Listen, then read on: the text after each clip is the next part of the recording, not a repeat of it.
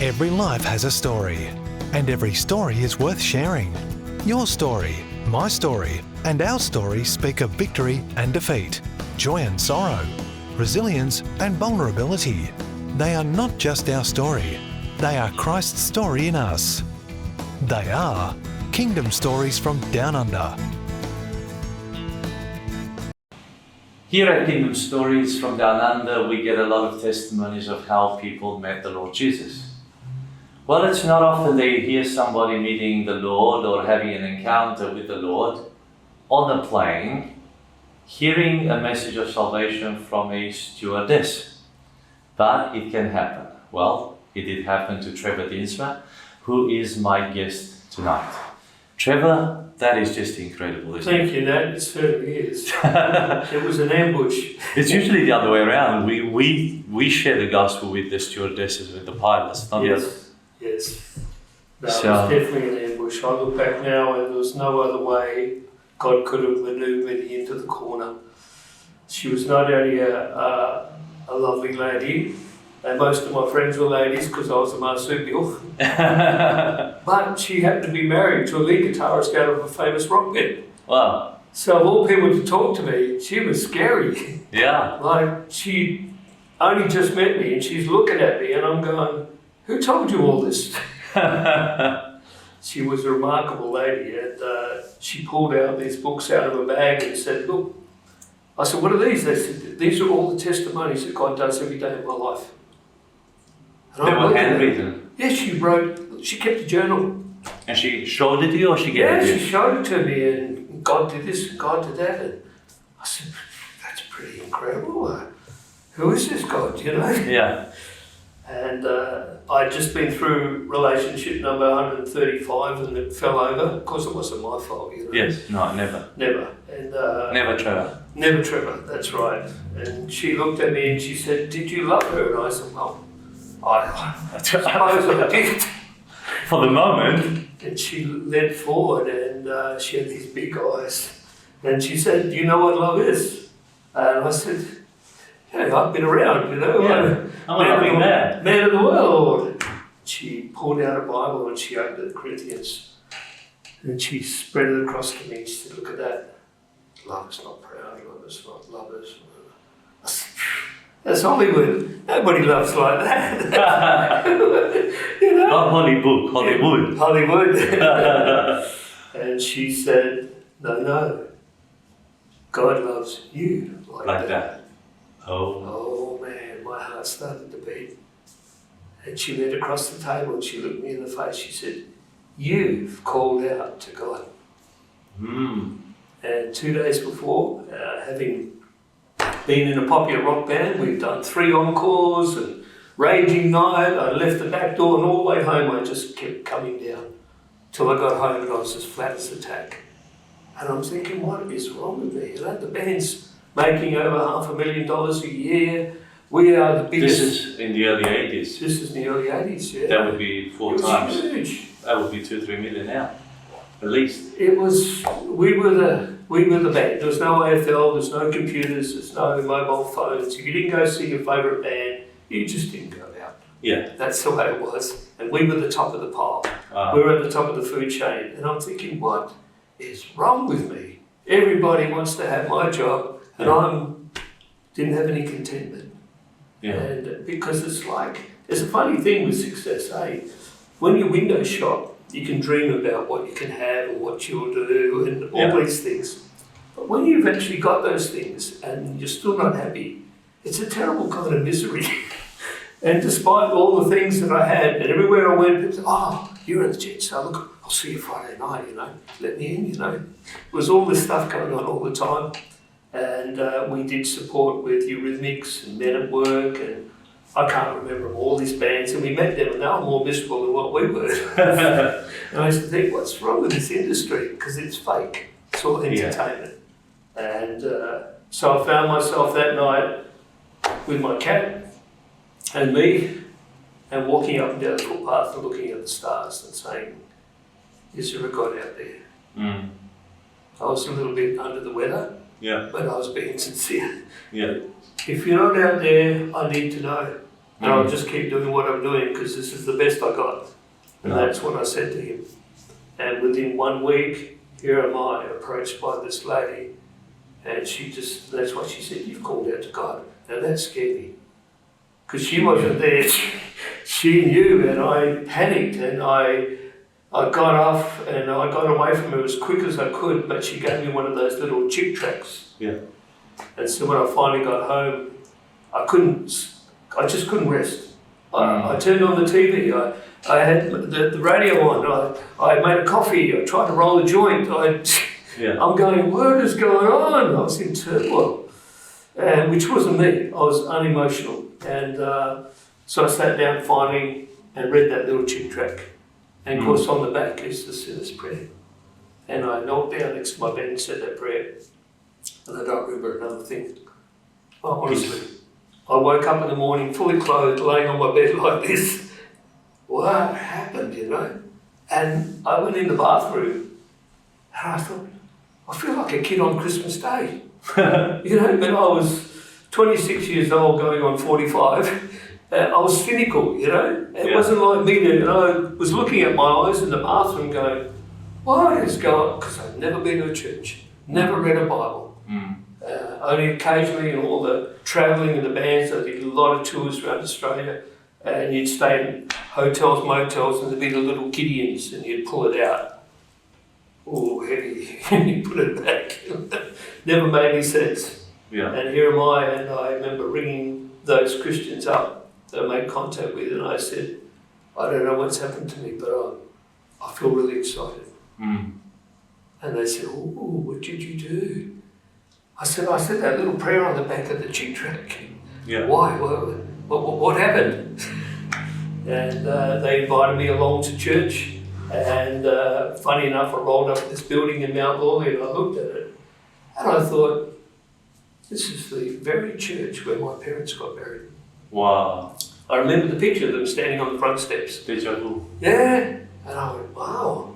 And I went round the back and there was a room out the back of the church, and there was all these people in there, and they were making funny noise and nodding backwards and forwards, and I thought, oh, this is yoga classes. When they're finished, the church will probably come along. Yeah, and I'm standing there very, whatever, it's cool, you know. And someone came up and said, oh, have you come for church? I said, yeah. They said, it's round here. Oh, okay. I won't ask what they were doing. No. And came inside and found people that had that same smile on their face, that joy, and I knew absolutely nothing. Zippo. Yeah. All I knew was something had happened to me. Yeah. But it was glorious. It was a real childhood. I had a beautiful Christian childhood. People surrounded me and started teaching me things. I was still Monty Python. Yeah. The other guy doing the Sunday school teaching us converts said, "Hey, Mo." I said, "Oh, mate, is that a moustache and eyebrows come down for a drink, you know?" He's looking at me going, "Oh, we've got a problem here." Yeah. Monty Python, where you have that mocking spirit of everything, was still in me. So I was at the church in Mount Lawley and still ignorant of God. But attending saved, yeah. I'm like, I don't know what's going on, you know. And on your own or in a relationship? No, on your own. Yeah, just cut everything. And but I would go to church on Sunday morning and Sunday afternoon I'd play the session. Yeah, and drink and carry on and smoke. Not really. No, I was freaking out. I was hiding in the back room. Because suddenly everything was different to me. I had new eyeballs and I'm thinking, what am I doing, you know? It was like going from heaven to hell because I'd go to church. Yes. Go have lunch with Christians, different have people, a wonderful time. Different atmosphere, different culture. Then back into the snake pit. And I remember going to the pastor and I said, what do I do? Like, you know, this is, and he said, brother, you know, you stay there and God will get you out when he wants you out. He got me out on the 28th of June and all the other guys paid provisional tax except me. God's got a wonderful sense of humour. They were furious. The end of financial year. Exactly. They were furious. And it just, but the funny thing about it was, you know, before that happened, I was still playing all the pubs. Yeah. And I couldn't see how I could walk away from that industry because it's a whole lifestyle. Yeah. You're a marsupial, you live at night, you live in another world. Yeah. Everyone else is normal, but you're not. Yeah. And I was a bit worried, and so I was praying one time, just as a new convert, and I felt God speak to me and say, you need to get up at the hotel and testify. Yeah. Okay. So I'm running around the church, what do I say? You know, I'm asking all these people. Yeah. And we were playing at the raffles, I never forget it, and it was chocker. It's 1,500 people out there. Wow. And before the beautiful big building yes, went up. all got pulled out there. But I said to the sound engineer got saved 2 weeks before me, so he was controlling the PA. Yes. And it was a 15,000 watt PA, biggest one in Australia for a band. Wow. So I had a good opportunity. And I said, look, I'll play the first bracket. Second song of the second bracket, I'm going to say something. He goes, I'm with you. And so we played away, and suddenly I stepped up to the mic, and I never did unless I was doing the harmony. Yeah. I didn't do the singing, the other guys did. And I could see out of the corner of my eye the singer looking at me like, what are you doing? Yeah. There's this crowd out there. And I said, guys, you know, you come here every week looking for something, and you don't find it, do you? Because it's not here. I said, there's a God-shaped vacuum in your heart, only God can fill. And immediately the guys on stage started swearing, and they're all embarrassed, and I couldn't see anything because all the lights were in my eyes. Yeah. I didn't know if a jug was coming my way or what was going on. And the manager of the hotel went Burko later, what are you doing preaching in my hotel? Yeah. But when I did that, I only spoke for probably a minute and a half. I stepped back and I felt it was broken. Yeah. I didn't belong there anymore. And I remember going into the back room. They kicked you out that night. Well, a few days later, they had a meeting and asked me to leave. They didn't want me to leave. Yeah. They said, we don't want you with your God, is what they said to me. Yeah. And I said, I'm sorry, I'm on his side now. And I left. And it was a non-meeting because they were worried about, they were arguing about me and my faith. Yes. I was saying, what about your soul? You're still loving them and wanting their salvation. It was so funny. It was a non-meeting. Yeah. So we just finished up, we parted ways, and I never ever went back. You know, they had probably 5, 6 reunions. Yeah. They'd have TV advertising, they'd take pages out of the paper, the original Jets. Yeah. No, I'm not there. And only about, I used to go to the little concert outreach at Potter's house, and it was really amateur hour. It's pretty bad, you know, sitting there on the floor, you know, after being in the Jets. And but I remember the first concert I went and saw, and the drama team guys lost their lines, forgot. Someone's yelling them out from the side. The band took 3 goes to start one song, and I'm going, what is this? Where did they end up? Then this guy gets up to do the altar call, and he freezes. So some other guy comes on, takes the mic, and 25 people got saved. Hallelujah. And I'm thinking, I must have missed something. If amateurs can do this. And it was only probably about 3 weeks later they said, would you like to come and audition with the band? I said, really, I was happy. I put my guitars under my bed and I was happy being nobody. I was actually enjoying it. It was wonderful. And so their joke was, they auditioned me and they all left the band and joined me. Yeah. But truth be known, we formed a relationship with the band, and Holy Jet.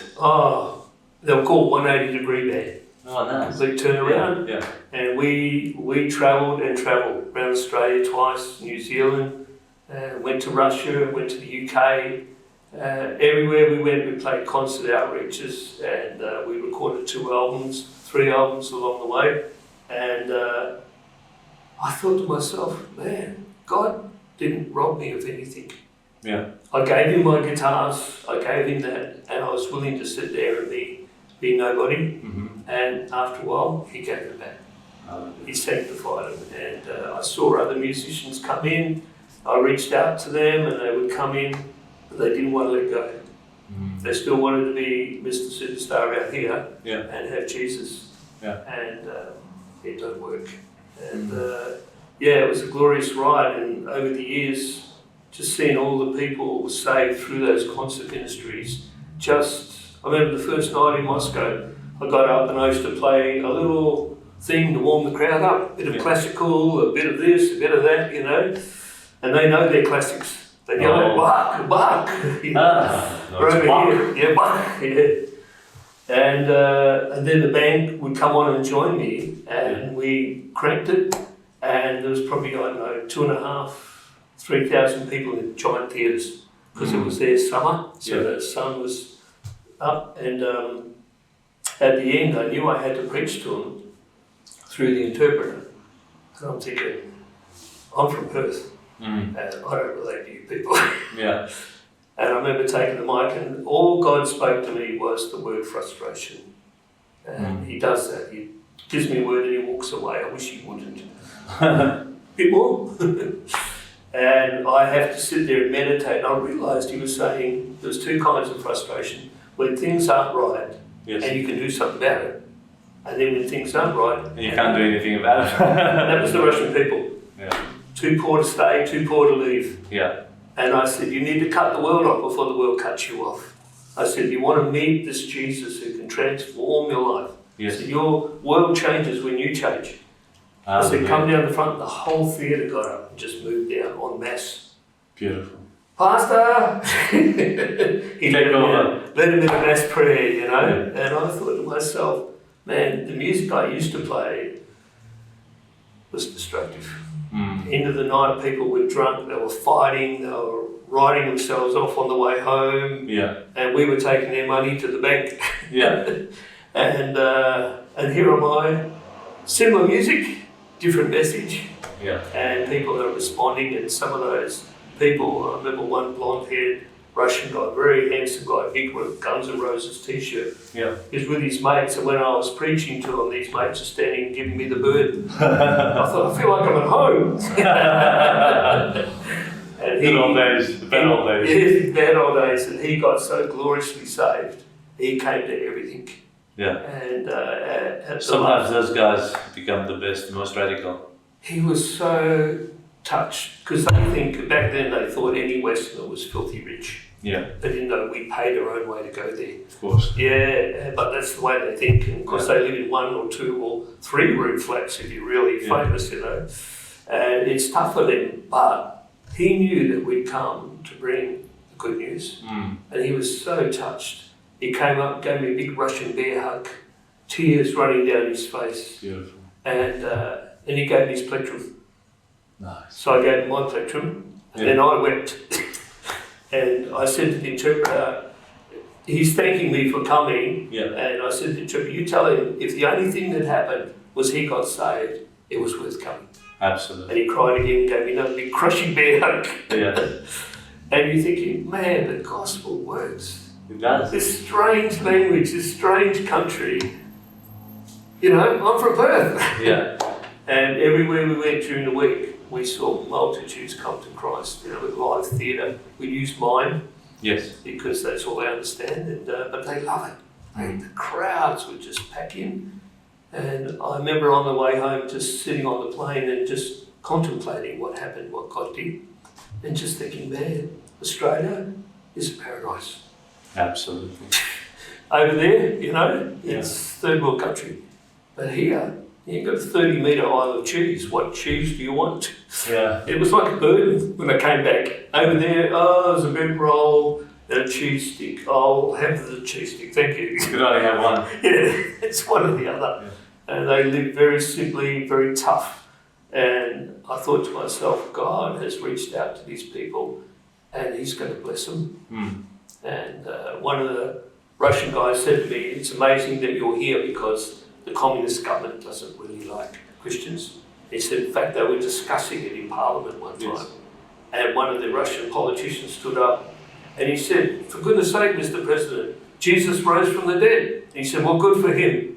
That's the way they were. They were so entrenched. And yet, truth be known, we had more liberty to go anywhere and preach the gospel there than we do here. No problem. It's funny because you also switch Your mentality changes when you're there. You do. You don't have that fear element, you don't have that intimidation element. Yes. You're almost like, I came for this, I'm a man on a You mission. become bold, don't you? Whereas here, you don't feel like you're a man on a mission.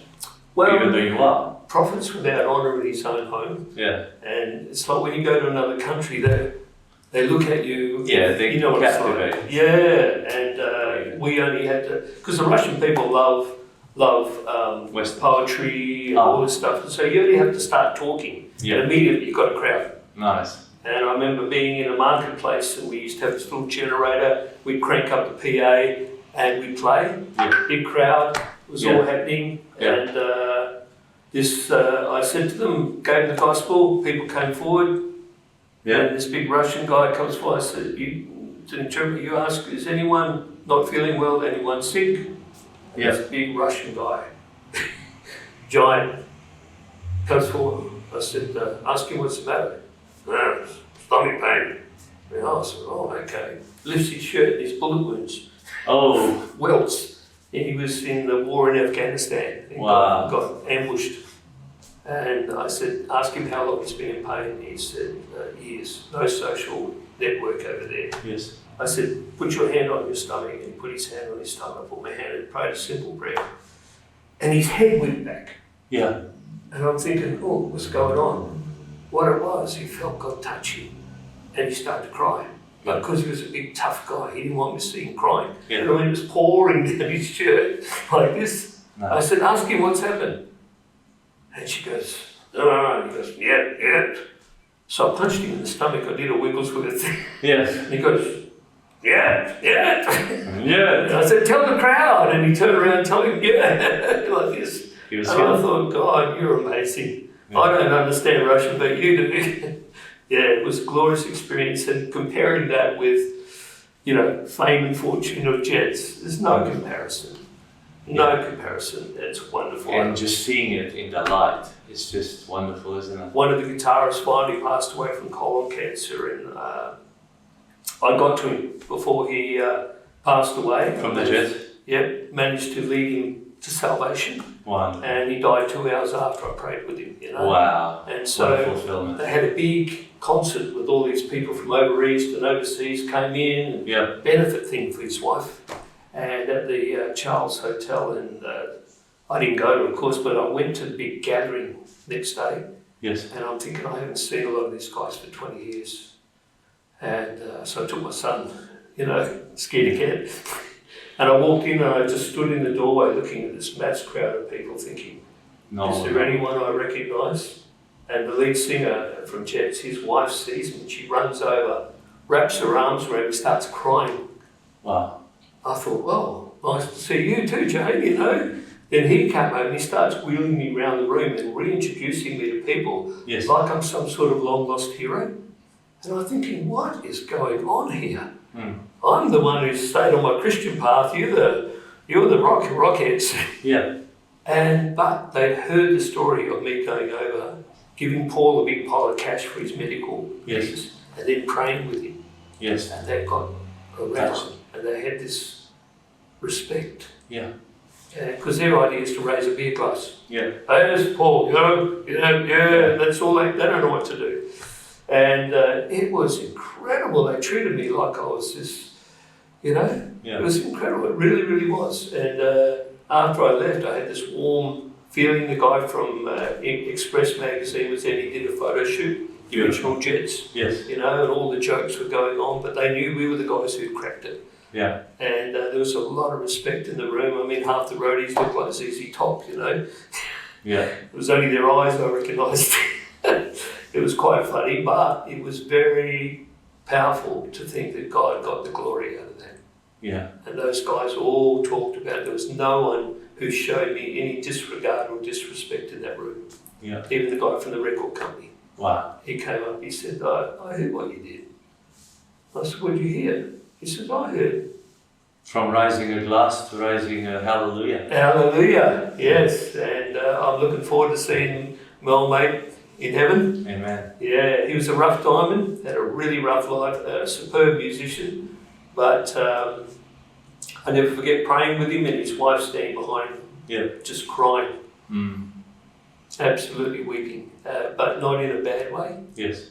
And I thought, man, we're so blessed to have something to offer to people in need. Yeah. Not just a pat on the back or here, mate, have a beer. Yeah. You know, you actually have something to offer. No. And it's such a joy. Yeah, I wrote on that for weeks, you know. Mm. Just felt so glad. And you talk about the God speaking to you, and times when I didn't respond to that straight away, and someone passed away before I could get to them. Mm. And I had to repent. Say, God, you were talking to me, Yeah. and I wasn't diligent. Mm. And that happened a couple of times in my earlier years. And from then on, I always responded straight away. I felt God said, yep, I hear that, I'm off. That's the best way. It is the best way. Without processing. Yeah. So, you were born in Perth. Born in Perth. Born and raised here. How many kids in your family? Yeah, I've got two sisters. Older? Yeah, one younger, one older, and I was actually born a twin. And he died at birth. Oh. It was pretty horrible back then. They put him in a box, just take him away. That was it. And no one ever saw where he was buried or anything. Yeah. No funeral, nothing. No, but there was always a connection between my mum and I, and she was a gorgeous lady. Would it be easier on the parents, you think? Because then they could focus just on the live one? Well, now they give you the baby and Of you course. have time to be with it. Back then it was very British. Yeah. And take it away in a box, you know, not even telling you where he's buried. And many times during my life I thought, gee, I wonder what life would have been like with my brother. Sure. You know, and my mum had many of those same thoughts at the same time. Yeah. There's some spiritual connection, you know. So yeah, so I was raised with two sisters, which is a bit tough sometimes. But good. Yeah, but I They love. looked after you, didn't they? No. I suppose. My younger sister did. The older sister was the antagonist. Yeah. She was an intellectual, you know. How far apart were you? She's a couple of years ahead of me. Yeah. But probably 10 years ahead of you. Yeah, she was. Like my sister. Being a boy, you know. Well, you can choose your friends, but not your family. Yeah. But you know, my dad was the Aussie boozer. He'd come back from the pub with the 2 bottles in the brown bag. Yeah. There you go, love. Where's dinner? You know. And he spent most of his life like that, unfortunately. And so when I got saved, I knew there was a lot of water under the bridge. Mm-hmm. And I remember hopping in my car, praying in tongues the whole way. I sat down with my dad and said, Dad, we need to have a chat. Was he sober? He was sober, and he argued with me like they do. And I just said, Dad, how different would have your life, my life, Mum, my sisters, if you'd never drunk? What a challenge. All the steam went out of him. His head went down. He said, Son, you sound like a preacher. I said, thank you, Dad. It's one of the nicest things you ever said to me. Because he always resented me being a professional musician and earning all that money because he felt it wasn't a proper job. Yeah, what was Because he people doing? say, you know, he worked here for, in tool store, big boiler making company. But yeah, people say, oh, what do you do? I say, I'm a musician. Oh, what do you do for a job? I'm a musician. I'm a musician. They just thought it was no hope, drug addict. But we weren't drug addicts. No. We saw lots of drug addicts. You were actually a professional musician. Professional, you were sober on stage, you acted like you were half cut. Yeah. But it was all just, we had big jugs of water, cold water, on stage, all placed around, and they'd have a towel over it, because when the smoke bombs go off, all the metal would come down, Yeah. and it'd be floating on top, and you'd grab the jug, mouthful of metal. But it was all show, and we knew that people just want to be entertained. Yeah. So they didn't care. They were knocked out anyway. Yeah, it was all part of the scene, Yeah. you know. We'd say those special songs for the end of the night when they're all a bit crazy. Yeah. And we would, then they'd give us an encore and we'd come on, do it, go off. Did you do any quals while you were young? No. I saw too many people really, really damaged. You talk about drugs, don't you? No, I'm talking about qualifications. Oh, yeah. Quals. I did quals. I've never heard of quals. Yeah, I actually had a really good education. Yeah. Then did an apprenticeship electrical fitting and did electrical engineering at night school. Okay. And so once I had that under my back pocket, and I was still very young. But you were still spending most of the time singing and playing? In the bands, yeah. Okay. But I managed to get through, and I quit my job, which everyone said, idiot. The music, the band? Quit my electrical. Oh, you quit your electrical Yeah, I was working for music? Telecom as electrical engineer. Oh, okay, to go into the band. Yeah, I applied for leave without pay for a year to pursue musical studies, Yes. and they didn't buy it. No. See you later. So I went, and Back then, everybody. Telecom was part of the federal government, wasn't it? Yeah, it was a on- huge organisation. We did all the ABC, we did everything, and it was a very good apprenticeship.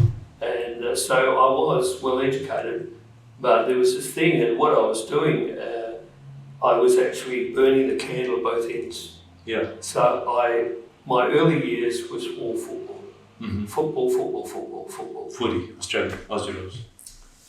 Played club football, played with Perth Colts, and played state schoolboys, did all that. Yeah. It was footy, but along the way, I started playing guitar.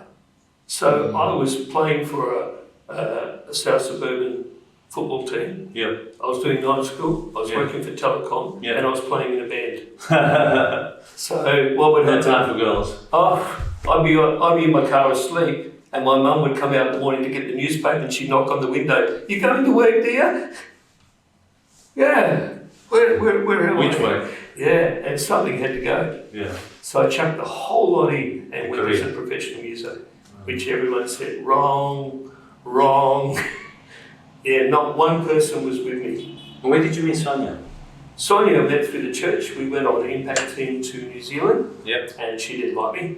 She thought She was on the tour? Yep, she was on the tour, and because she's a Kiwi, and she just didn't like me. So she was part of the Perth team going to New Zealand? Yes, and because I was up the front running this and running that, and she's like, oh, he's a big-headed guy, that guy. And I do have a big head, you know. But you were not? No. You were just yourself? It was just that whenever I saw her, I always gave her a little bit of cheek. Ah. I saw her as a little bit of a hippie. She used to wear moccasins and plait her hair, and I'd say, oh, you're just a little engineer. You know, and she thought, I don't like this guy, you know. And it wasn't until we got back to Perth, we started becoming friends. And because I was the longest bachelor in the church, so I was the bachelor to the rapture, apparently. Yeah. I was head of the club. You were late 20s when you 34. Oh, just late 20s. I said to the pastor, I haven't got time to get married. Yeah. You keep sending me everywhere. Yeah. When am I supposed to? And I make the joke that I actually got married so I could spend time with my wife. Good. That was my joke. Yeah. And I was on outreach the night before I got married. Oh. No, you don't get off that easy. No. And Honeymoon? yes, we went down to Carry Valley, Nice, very had a wonderful time, and good choice. yeah, and I was learning to be a Human. husband. Yeah, which wasn't easy after my background. Did you get married in the Potter's house? Church? Yes, and we had probably Beachboro or at Scarborough, Scarborough back then? and we probably had 500 people there Where was the reception? at the Gildcliff Hall, so absolutely chock-a-block. So the church was a wonderful place back then. Everybody supported everybody. Sure. So all these women made food, and this was done, and I remember... It wasn't a catering function. No, Everybody I just chipped had to buy 20 chickens or something, you know. But, in. And a suit. and a suit, yeah. And I remember standing up the front, and we used to stand in front of the pastor, and we would give our testimonies before we got married. Beautiful. And I remember turning around, and there were all these rock musos, the long hair. They came. Yeah, they came because they were curious to see who would marry me, you know. And then there was people from work, and then my family, my grandma, and all these people. And I said, man, this is like a zoo, you know. And I shared, and Sonia shared, and we got married, and I just had the most wonderful time. I couldn't How old stop was Sonia. Sonia was, she's about 4 years younger than me. So she was just 30, or just under 30? Yeah, just under 30. And So she was a late they started bachelorette. too, yeah. And again, we were so busy serving God. Mhm. Doing, we were. So you just carried on, obviously. Yeah, you together. just And there was a problem there because this is another good aspect of the church. I had good brothers around me who were older. Yes. And they were speaking to me. Mm-hmm. And one of the guys in the band, who's a pastor now, he pulled me aside and said, Dins, you need to minister to your wife. Mm. What do you mean? Tell her the gospel again. I was carrying on like I was a single man. Yeah. I was off with the band here, off with the band there, off doing this. I used to do music clinics, and I used to do... And she's, hello? I'm here. Yeah. And I'll see you tonight. I felt so bad. And I had to go home and just apologise to her. Yeah. I didn't know how to be married. Yeah. I was just have one guitar and one bag and off I went. Yeah. And so things got a lot better after that when I started paying her proper attention and treating her, and I started saying no. It's not easy, you know. Yeah. No, I'm sorry, can't be involved in that. Yeah. And God was teaching me. And funny thing about it, when I first came into the church in Scarborough, they had a Sunday school, adult Sunday school, on dating. Wow. And I'm sitting there thinking, this is embarrassing, you know. Hey, it's obviously for you young people, you know. The pastor gets up and he goes, men, you ever wondered why you never found the right girl? Of course, my ears went, yeah? He says, because you're not the right man. And I knew why I was there. Yeah. I was the only common denominator in all my relationships, but it was never my fault. No. So I had to learn to understand women in a different way and learn how they think. And thankfully, my wife graciously put up with me. Yes. And we're still, after 32 years, married. Congratulations. Yeah, we're mama and papa now, you know. I'm 66. So you've got 2 daughters? A daughter, she's 31, FaceTimed her, so I rushed off last night. Yeah. She was ringing from Scotland, and She lives there, or she's yeah, over? she lives over there with the fiance, and she's gorgeous, absolute gorgeous girl, sweet as. And my son, he's in Perth, he's 27, Yeah. and he's a real entrepreneur. So he does online coaching on Bitcoin and all this stuff. He's a real wheeler dealer. I don't know where he got it from, you know. Yeah. I think he's got a bit of you in him, you know. If you're I gotta get him to teach me about Bitcoin. yeah, That way I can retire from all my other business. absolutely. And let the Bitcoin do the work for me. He got me into it. Are you buying some crypto now? Yeah, I've been in crypto for a while. Yeah. Well, And, now I know. yeah, To rely on. he's some a wheeler, pointers. but again, it's amazing. You know what it's like when your kids get older. Yes. They go full circle, Mm. and suddenly they go, you know what, Mum and Dad, you weren't so bad, were you? You know, you can sense that respect. Yeah. Whereas when they're younger, they can start to grizzle. Why do I have to go to church? Yeah. Why do I have to? Why do I, you know? Because they're getting voices from school and other kids, and this battle goes on. Are they following the Lord, or are they still on, No, on a but journey? very respectful and very careful with us, because they know that we haven't changed. Yes. And we keep praying for them, and we know that intensive church life that they grew up on Yeah. was pretty intense. And we were the most church-going folks around. And Welcome to my world. yeah, we never 7 nights ever. a week. There you go. It wasn't all day for Jesus; it was all week. And if there was a gap in the calendar, they put something there. Yeah, they knew it. Men's D, If hey. there was a gap, they knew you have it. So, yeah, and but you know, I never apologised to my kids, saying you got to be thankful you got brought up in church. Yeah. Because you learn things other kids didn't know. That's right.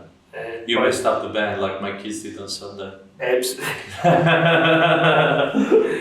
Oh dear. But yeah, I think you know, just spending time with people, you realise what God has put in you. Yeah. And as I spent time with Mickey today, he's going through a hard time. He's made some bad decisions. Yeah. Lost his job. Mm. He's backed out of Thrive. Yeah. And just being able to sit there and say, Mickey, you know what I can see? Mm. And just encourage them. Yeah. And he was so thankful, and then praying for him before I left him. And you think, man, there would have been a time, because I did do social psychology by correspondence with uni. Yes. And I quit the course because I kept arguing with the lecturer. Yeah. He kept, trying to put people in boxes. Yes. And I'm going, it's more complex than that. We're very complex, Yeah.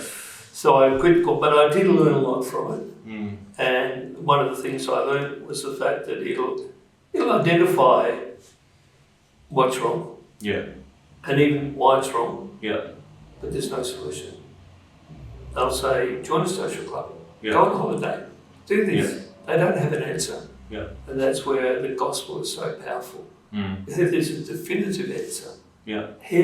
Don't worry about the issue Yeah. or how you've got the issue. Yeah. Here is a cure. Mm. And I was telling Mickey today, you look at the COVID thing and they're all talking about vaccines. Why doesn't someone talk about a cure? Yeah. That's what I'd like to hear. None of this. Band-aid solutions. Absolutely. And the gospel is not a band-aid. No. That's the beautiful thing. And, Transformation. so I continued on and got into electronics. Mm-hmm. And because what I didn't trust the music business, so I used to study electronics during the day. Yeah. And Backup plan. Yeah, backup. And I knew this could fall over at any day. One day you're Mr. Popular, and next day no one. So I wrote it while it was writing, and doing electronics, got into different electronic companies, and got into manufacturing, and then got into design, and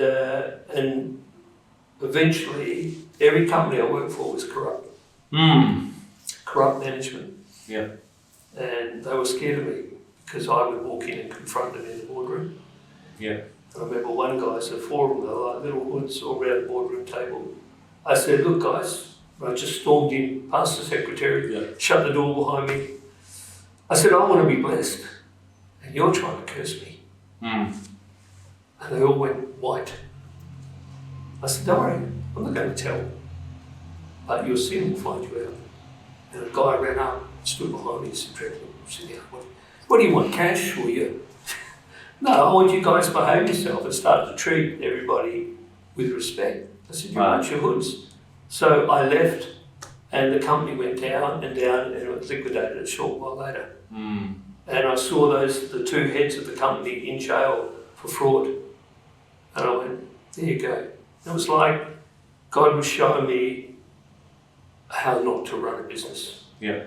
And then in 1996, I had the opportunity, I started my own company in Sydney. Said, look, we've been chasing you for years, why don't you form a company? And I said, yeah, great.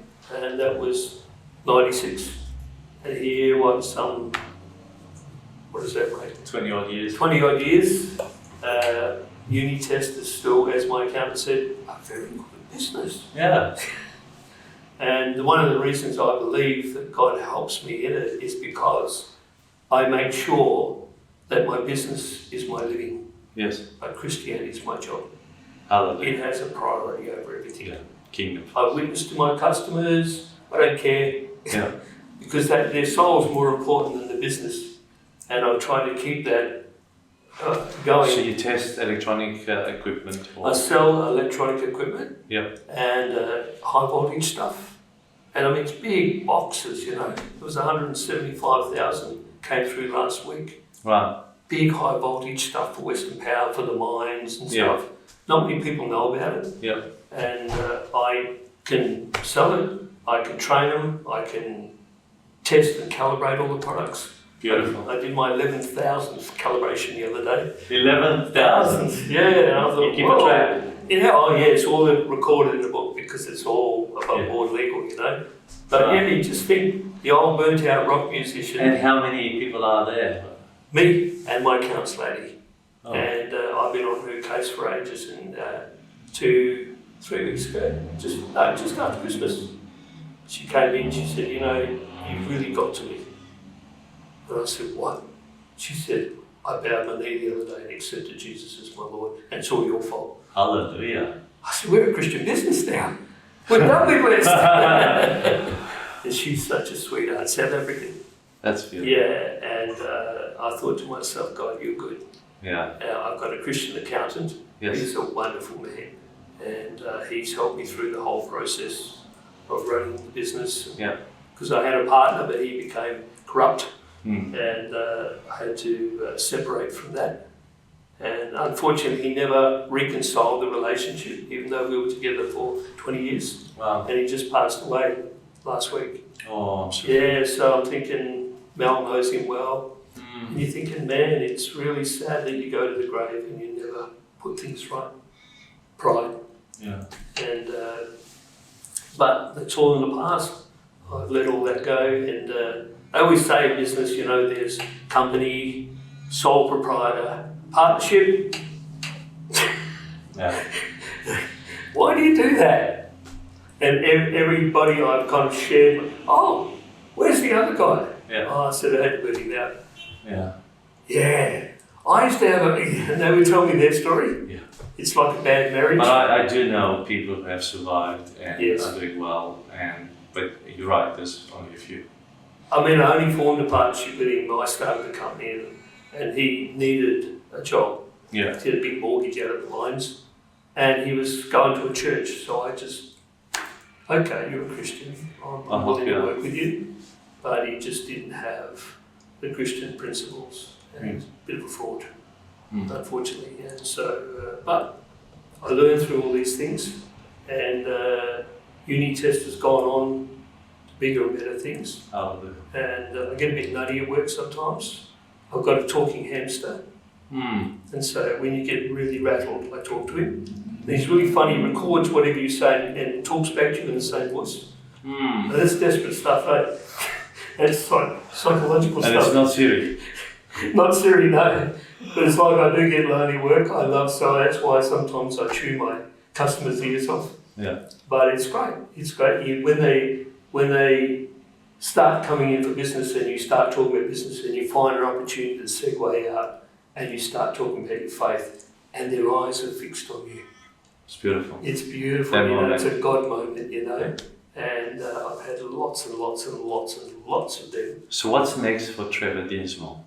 Well, I'm presently working alongside a very talented man called Paul Mansfield, who's not only an author, but he's probably about to release his new single.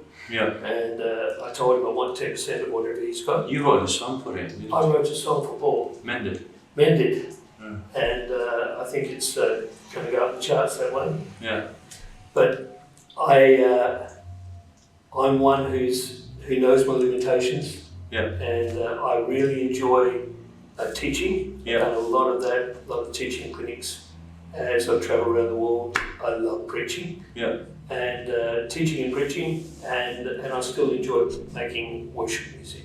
Awesome. Yeah, it's just a wonderful thing. I always wore not as many hats as Paul, but I did always wear a lot. I was always on the church council. I was a Bible study leader. I was running a band. Just for our listeners and our viewers, Paul is behind the cameras, by the way. He's here in the studio, so that's just so you know. He's hearing all of this. There's God's humour. He's linked us together. Yeah. And so I didn't know you're. I knew you were singing. I knew you were playing. I knew you were giving testimonies. I didn't know you were preaching. Well, we'll have you on the pulpit soon now. I've done a lot with the AOG, yes, ACC, through the hills and down south and places, and I really enjoy it because, as you know yourself, when you've got a mission and you lay hold of God, and God just drops these things in your heart, and you just go, that is wonderful. Yeah. And I love witnessing to people and sharing my faith and in love and using lots of humour. Yeah. I found with Aussies, it's essential. Yeah, you come at them dry as stick, they just back up and they don't want to. But if you make a few jokes, and, and they go, oh, he's human, Yeah. They think Christians aren't. But that human side of us needs to be relaxed and caring. What I love about you, Trevor, is that you're always focusing on others. There's so little about you and so much on others. And yet there's a lot of me to focus on, Yeah, but that's only you and your hamster. We don't see you. Every time we see you, focused on others. So it's wonderful. It's the joy, isn't it? Yeah. Well, Jesus first, others second, yourself last. The whole thing. But it really is. I love investing in other people. And Chris, who you we'll have sooner or later in here. Yeah, probably next 2-3 shows. Followed him up as a new convert. He was a Kiwi rugby player. Yeah. Big, handsome dude. Yeah. Didn't know anything. And he was around our place all the time, feeding him, teaching him. And he went on to run youth ministries. Yeah.